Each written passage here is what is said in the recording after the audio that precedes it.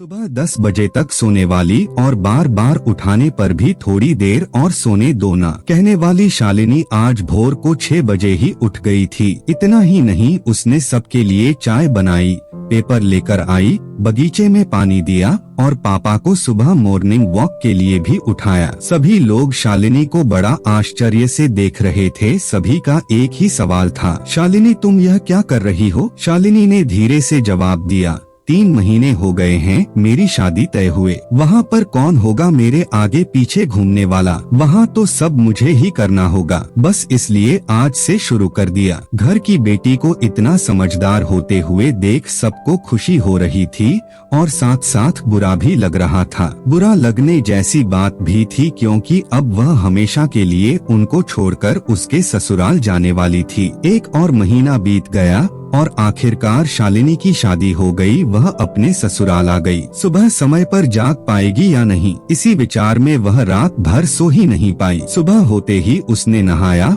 और पूजा की और खाना बनाने की तैयारी करने लगी। वह सोचने लगी कि आज खाने में क्या बनाया जाए जो बड़े और बच्चे दोनों को पसंद आए। तभी पीछे से एक मीठी आवाज आई। शालिनी ने पीछे मुड़कर देखा तो उसकी सासू माँ थी। अरे बेटा, इतनी जल्दी क्यों उठ गई? शादी की भाग दौड़ में थक गई होगी, ऊपर से घर वालों की याद भी आती होगी और मैं जानती हूँ रात को ठीक से सो भी नहीं पाई होगी। ऐसे तो तुम्हारी तबीयत खराब हो जाएगी। शालिनी मन ही मन सोचने लगी, मेरी सासू माँ तो बिल्कुल वैसी नहीं है जैसी मैं सोच रही थी। मैं तो डर के मारे कितने दिनों से सुबह जल्दी उठने का प्रयास कर रही थी। यहाँ तो परिस्थिति बिल्कुल अलग है। शालिनी ने कुछ काम खत्म ही किया था कि तभी सासू माँ ने आवाज दी, बेटा इधर आओ, देखो तो सही मैं क्या बना रही हूँ। मटर पनीर, पराठा और गाजर का हलवा। अरे वाह, यह तो सभी मेरी फेवरेट डिश है। शालिनी बोली। उसे तो कुछ समझ में नहीं आ रहा था। उसे लग रहा था जैसे यह सब सपना है। शालिनी को एहसास हुआ कि यह सपना नहीं सच है। सासू माँ ने कुछ कहा, शालिनी सुन नहीं पाई। वो थोड़ी डर गई। उसे डरा हुआ देखकर सासू माँ ने कहा,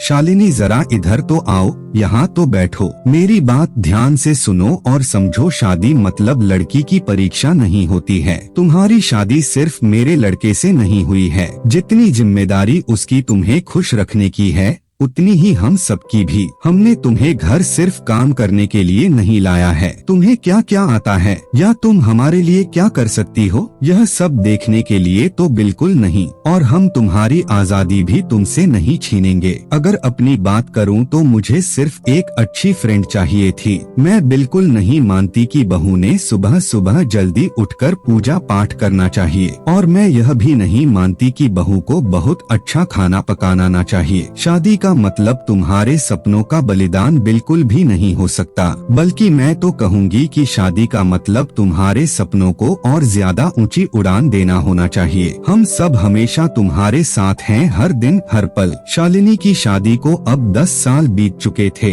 इन 10 सालों के सफर में उसने जो अनमोल रिश्ते कमाए थे उनमें से एक थी माँ। जी हाँ, वही सासू माँ जो अब उसकी माँ बन चुकी थी। शालिनी ने अपने जीवन में काफी उतार चढ़ाव देखे थे, लेकिन उसके मन में यह एक सोच बहुत पक्की बैठ चुकी थी कि जब भी उसके लड़के की शादी होगी और वह घर में बहू लाएगा तो वह भी अपनी सासू माँ की तरह ही अपनी बहू के साथ व्यवहार करेगी। टीवी सीरियल्स में सास बहू को दिखाया जाता है, वही वास्तविकता है। ऐसा बिल्कुल नहीं है। समय के साथ लोग बदलते हैं, लोगों के विचार बदलते हैं। कुछ गलत लोग जरूर जीवन में आते हैं, लेकिन सभी गलत हो ऐसा जरूरी नहीं। आखिर में यही कहूँगा कि बहू मतलब बेटी ही होती है। गलतियाँ तो हर किसी से होती है, इसलिए बहू के साथ भी वैसा ही व्यवहार करें जैसा खुद की बेटी के साथ करते हैं।